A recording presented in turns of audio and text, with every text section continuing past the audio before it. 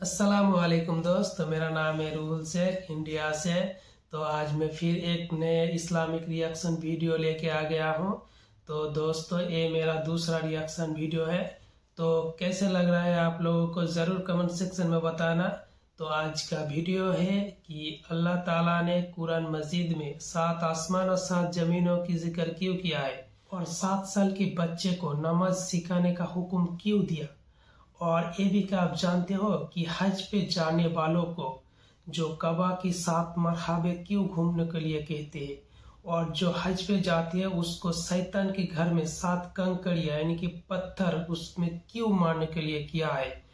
और ये भी तो क्या, ये भी जहन्नम के भी 7 दरवाजे क्यों है। तो चलिए दोस्तों, आगे वीडियो देखते हैं। क्या आपके जहन में कभी ये बात आई है कि अल्लाह ने कुरान में 7 आसमानों और 7 जमीनों का जिक्र क्यों फरमाया है? क्या आपने कभी सोचा है कि पुलिस सिरात पर 7 मराहिल क्यों तय करने पड़ेंगे? 7 साल की उम्र से ही एक बच्चे को नमाज सिखाने का हुक्म क्यों दिया गया है? हज के मौके पर हाजी 7 मरतबा काबा का तवाफ क्यों करते हैं? शैतान को 7 कंकरियां ही क्यों मारी जाती हैं? जहन्नम के 7 दरवाजे ही क्यों हैं? 7 का ये हिस्सा इस्लाम में इतनी अहमियत का हामिल क्यों है? नाज़रीन कराम, कुरान की आयात में हैरत अंगेज अददी तरतीब ऐसे कमाल तरीके से मौजूद है जो ये साबित करती है कि इस कायनात को बनाने वाला और कुरान को नाजिल करने वाला ज़ात एक अल्लाह ही है।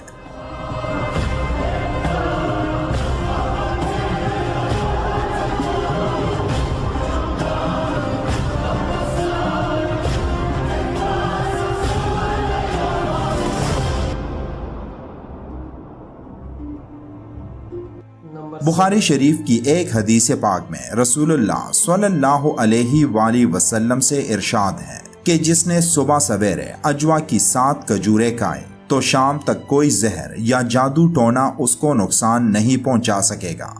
इसी तरह कौम आद की तरफ जो हवा भेजी गई वो 7 दिनों तक वहां चलती रही, जिसने कौम आद का नामो निशान मिटा दिया था। नंबर 7 कुरान में 28 मरतबा आया है, जो कि नंबर 7 के टेबल में भी आता है। आप में से कई दोस्तों के जहन में शायद ये सवाल आया होगा कि अल्लाह ने इंसानों को अपनी इबादत के लिए बनाया है और इंसानों को अच्छे आमाल करने की तलकीन की है, तो फिर कुरान में मौजूद आयात और इन नंबर्स का क्या मतलब हो सकता है? इसके जवाब में ये कहूँगा कि अल्लाह ने इस कायनात को बगैर किसी मकसद के नहीं बनाया और ना ही कुरान में अल्फाजों को जमा करके अपनी बातों को बगैर किसी मकसद नाजिल किया है। अब अगर कोई ये कहे कि इन आयात में अल्लाह ने क्या जमा करके पूरा कुरान नाजिल फरमाया, तो इसका जवाब नंबर 7 जो कुरान में एक हैरान कुन न्यूमेरिकल यानी अददी तरतीब है। कुरान में नंबर 7 को अल्लाह ने इंसानों के फायदे के लिए तरतीब दिया है, जो आज के मॉडर्न दुनिया में भी एक मुकम्मल तरतीब के साथ मौजूद है। आज के दौर के इंसानों की जिंदगी में भी नंबर 7 एक खास मुकाम रखता है। मसलन आज की साइंसी स्टडी से हमें ये मालूम हुआ है कि जमीन के माहौल के 7 लेयर्स हैं और इसी तरह जमीन के नीचे भी 7 लेयर्स मौजूद हैं। एक हफ्ते में 7 दिन होते हैं और एक एटम में भी 7 लेयर्स हैं। इसी तरह जमीन के 7 बड़े आजम हैं। ये कुछ मिसालें हैं जो ये साबित करती हैं कि नंबर 7 हमारी जिंदगी में कितना अहम है। इसी तरह अगर आपने गौर किया हो कि एक मुसलमान जब सजदे में जाता है तो वो अपने जिस्म के 7 आज़ा का इस्तेमाल करता है, यानी अपने दोनों पाँव, अपने दोनों घुटने, अपने दोनों हाथों और अपने चेहरे का। कुरान में नंबर 7 बाकी तमाम नंबर से एक अलग मुकाम का हामिल नंबर है। कुरान में सबसे पहले नंबर 7 का इस्तेमाल कुरान की दूसरी सूरत सूरह अल बकरा की 29वीं आयत में इस्तेमाल हुआ है, जिसमें अल्लाह ने 7 आसमानों का जिक्र फरमाया है, जबकि आखिरी मर्तबा 78वीं सूरत की 12वीं आयत में इस्तेमाल हुआ है और जिसमें भी अल्लाह ने 7 आसमानों का जिक्र किया है। अब गौर करने की बात यह है कि दूसरी सूरत से लेकर 78वीं सूरत के दरमियान 77 सूरतें हैं और 77 नंबर 7 नंबर का मल्टीपल भी है।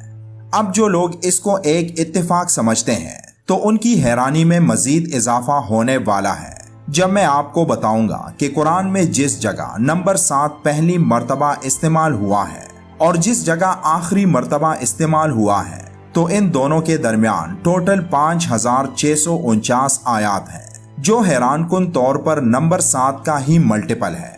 یعنی 7 کو اگر آپ 807 سے ضرب دیں گے تو اس کا جواب 5649 ہی آئے گا۔ اگر یقین نہیں آتا تو کیلکولیٹ کر کے دیکھ لیں۔ اب ایک بات اور بھی قابل غور ہے کہ جس صورت میں پہلی مرتبہ نمبر 7 استعمال ہوا ہے وہ دوسری صورت کی 29ویں آیت ہے، جس کا مطلب ہے کہ اس آیت سے پہلے 28 آیات آتے ہیں جو ایک بار پھر 7 کا ملٹیپل ہے، یعنی 4 ضرب 7 28 بنتے ہیں۔ اب ذرا اس صورت پر بھی غور کریں جس میں نمبر 7 آخری مرتبہ استعمال ہوا ہے، تو آپ یہ جان کر مزید حیران ہوں گے کہ قرآن کی اس صورت یعنی سورہ النبا کی ٹوٹل 40 آیات ہیں، اور جس آیت میں نمبر 7 کا ذکر ہوا ہے وہ اس صورت کی 12ویں آیت ہے، یعنی 40 میں سے 12 نکال دیں تو 28 بنتے ہیں، جو ایک بار پھر نمبر 7 کا ملٹیپل ہے۔ نمبرز کی یہ ترتیب قرآن کی عظمت کا شاندار ثبوت ہے، کیونکہ ایک انسان جتنا بھی قابل بن جائے وہ ایسی ترتیب کبھی بھی نہیں بنا سکتا۔ لیکن اب سب سے اہم سوال یہ ہے کہ نمبرز کے ان ترتیب کا مطلب کیا ہے؟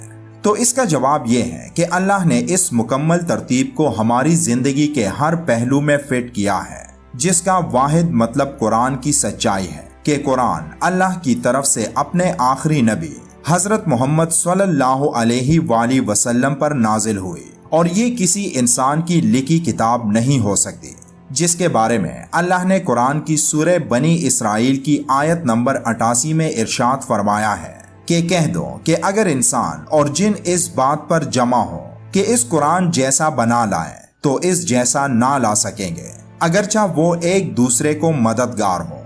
اب ہمارے معاشرے میں کئی لوگ ایسے ہیں جو نمبرز کو خوش قسمتی کی علامت سمجھتے ہیں، اور ان میں نمبر 7 بھی ایک ایسا نمبر ہے جو خوش قسمتی کی علامت سمجھا جاتا ہے۔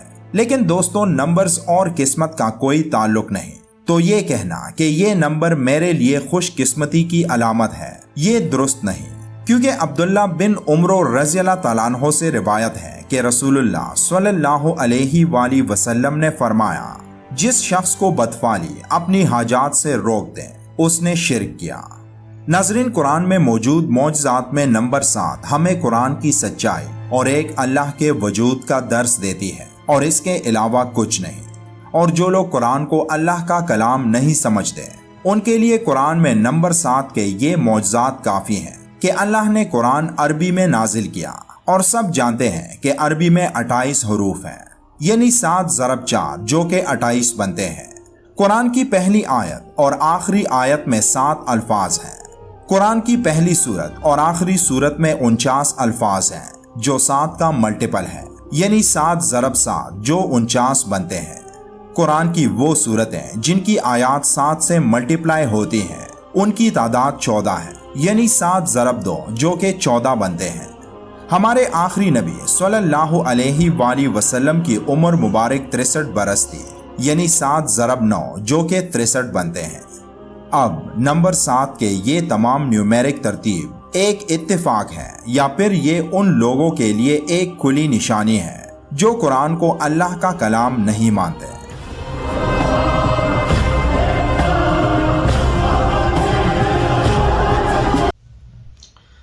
تو دوستو، کیسا لگا میرا ریئیکشن ویڈیو؟ تو آپ لوگ کمنٹ سیکشن میں ضرور بتانا، اور میرے کو تھوڑا سپورٹ کرنا کہ میں آگے اور بہت ہی اچھا ریئیکشن ویڈیو بنا سکوں۔ تو تب تک کے لیے چلو بائے بائے۔